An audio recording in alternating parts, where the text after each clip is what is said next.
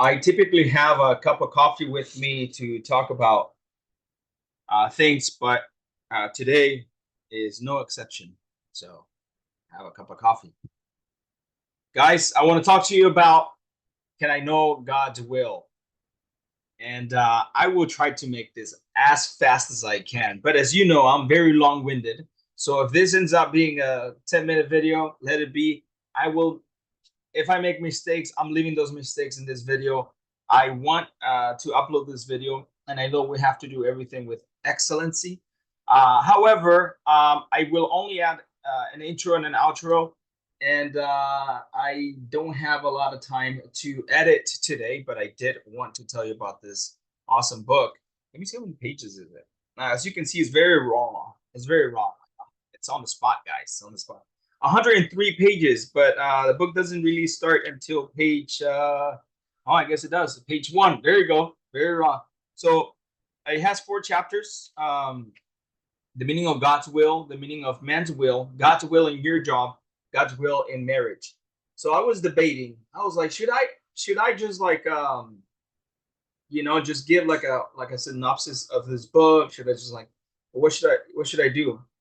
Well, let me tell you that I don't know yet, so we're gonna figure it out right now. But I will say I just wanna I want to say some key stuff about this. Is the light too bright? Is that what it is? Yeah. All right. Chapter 1: The meaning of God's will. R.C. Sproul posted a question of how many wills does God have?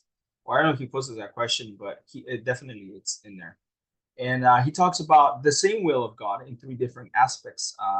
And I want to, you know what? So you don't take my word for it. I want you to, look at my notes. I did read this book. So he's going to talk about. There's an area here that I highlighted or that I underlined. Underlined. Let me see here because I want to show you.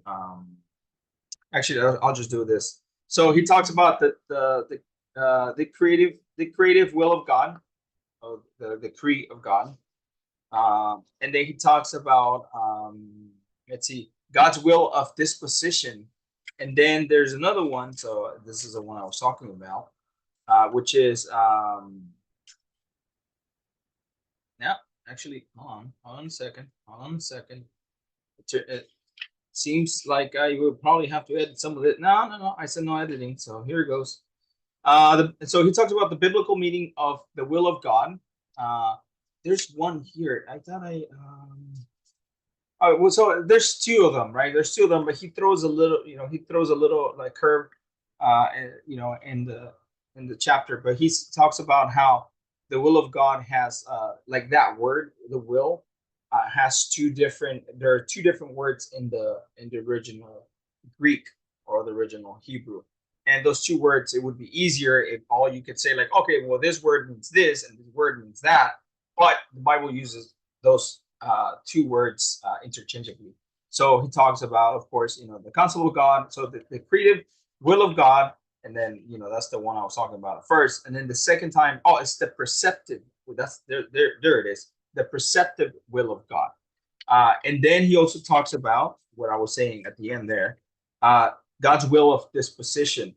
So, guys, I'll be honest with you. I've heard about this a while ago, and I read about this, and this is stuff that we all know, or I assume that a lot of people know, but never actually sit there and start going over all those things. How did I get to read this book?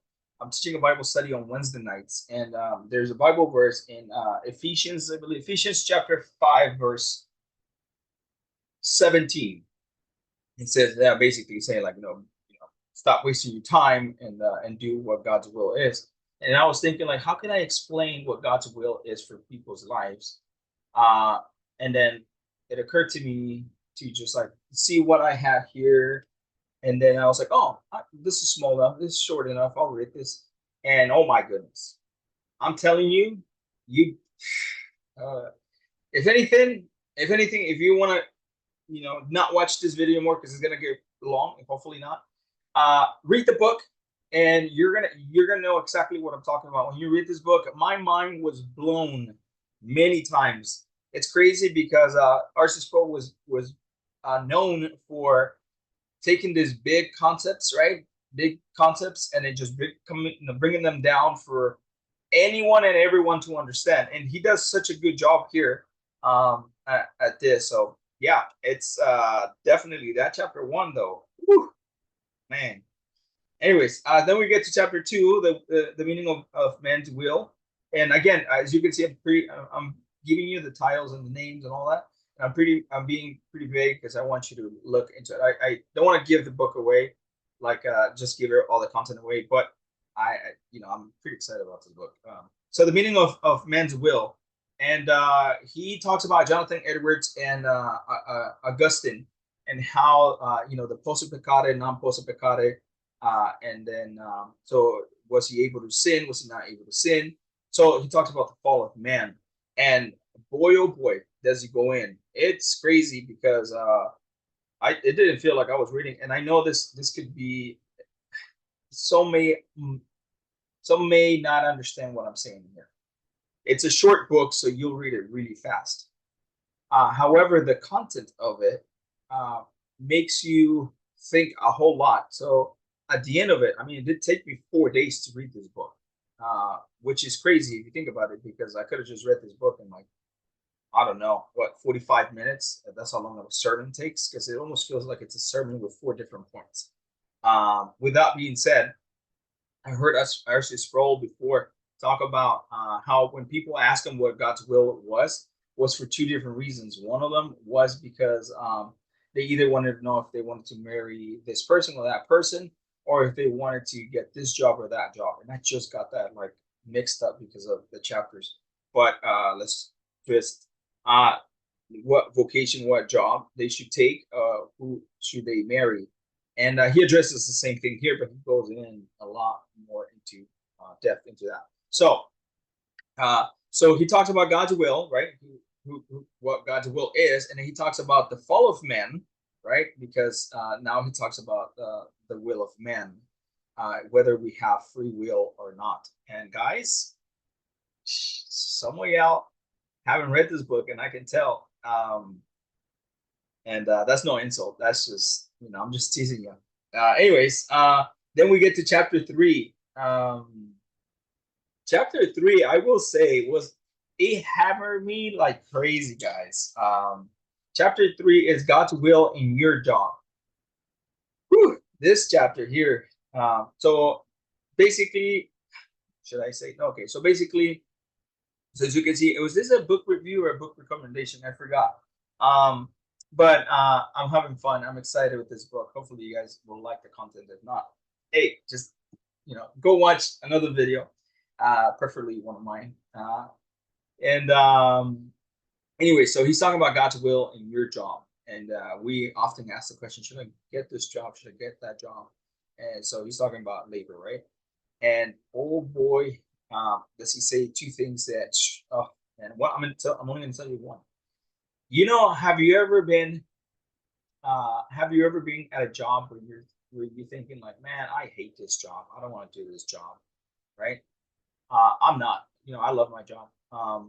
But I've had jobs where I'm like, I'm just unhappy at doing it. So he talks about our calling, right? Our vocation. So he talks about the real meaning of what vocation meant. So vocation, it's like, back in the day when it was originally used, was what was your call, your holy calling. And so but that meaning has changed now. So he talked about how he's like, sometimes you're unwilling, you're not wanting to do that job.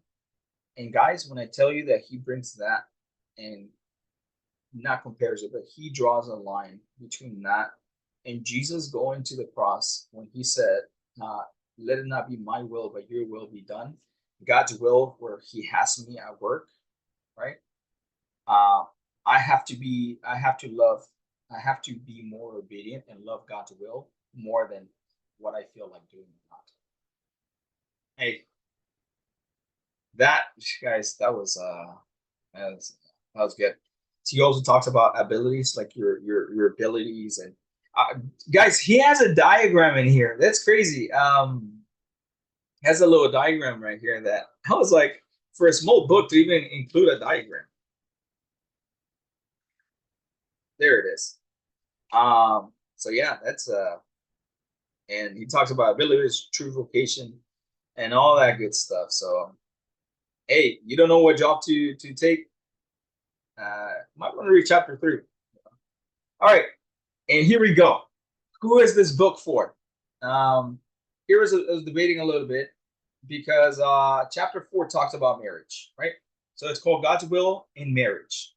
So I was thinking like, I'm gonna get like some good advice right now for my marriage, and I didn't get a good advice for my marriage. What I got was a slap in the face, and my wife is not home right now, and I can't wait for her to be back home so I can kiss her. This book, man, R.C. Sproul used to say so many things with so very few words, and they were very wise words. The chapter is for single people. So if you're single right now and you're looking for a wife, then chapter 4 is for you. My goodness, when I tell you that, it's stuff that we know, but it's like I don't know. This is where I thought was, I was like, man, I have so much to learn, so little time to practice all these things, and I want to take advantage of the time I have until the Lord calls me home to practice these things. And man, so chapter 4, God's will in marriage, it reminded me so much of when I was single, and I can look back and see God's hand in every single situation. And truly, if you're single, if all you do is read chapter 4, man, I promise you, you're gonna be very encouraged. So I don't want to say too much about that. I don't want to hype it up, but well, I hope I am. But when I tell you that at the very end, because I was thinking like, oh man, like, okay, this is very good advice for single people, and then he drops a very small line, the last page, and he says, so if you're married or you're looking to get married, this is what God's will is. And man, I'm sure when you read this, you're gonna be like, oh, okay, yeah, that's yeah. Might not impact you as much as it impacted me. So it's probably because you're smarter than me. But it says God expects, among other things, faithfulness to the marriage partner, provision for mutual needs, and mutual respect under the lordship of Christ. Certainly, the couple should enhance each other's effectiveness as Christians. If not, something is wrong. And at that point, I was like, I am so blessed to have my wife. And not only because of what I just read, but I think it's the whole context of like that's how he's starting to close the chapter, and everything that he just said, like just kind of like circles to that, and it was so good, man, it was so good. Uh, Anyways, 4 chapters. Can I know God's will? Have you read this book? If you have, let me know what your thoughts are. Maybe you got it. I read this book. I've never read this book. I wanted to read this book. I have this book in Spanish. I wanted to read this book in Spanish, but now I read it in English. And man, you're looking for a job. This is the book. If you wanted to get married, this is the book. You want to know God's will, like what His will is in the Scriptures. This is a book, and of course, visit many good books, but live in the Bible. Spurgeon said. And then also, if you want to know about the fall of man, this is the book. It's crazy. It's all of those things in what is it, 94 pages? No, 103 pages. So, anyways, you should definitely read this book. I hope you guys put up with all this. I don't know how long this video ended up being, but thank you for staying. Thank you for watching. And if you have any book you want me to review, any books you want me to talk about, let me know. I have so many books in my head right now that I want to read. I'm gonna be working on a Spanish. This is gonna be a video in Spanish. So I'm working on a small documentary like video for that Spanish. And I'm also going to be reading this book, uh, The Reformation, uh, how a monk and a mullet changed the world. And of course, it's talking about the man, Martin Luther. And oh, Philip Melanchthon is here. Anyways, guys, hope you liked the video. God bless you. See you around.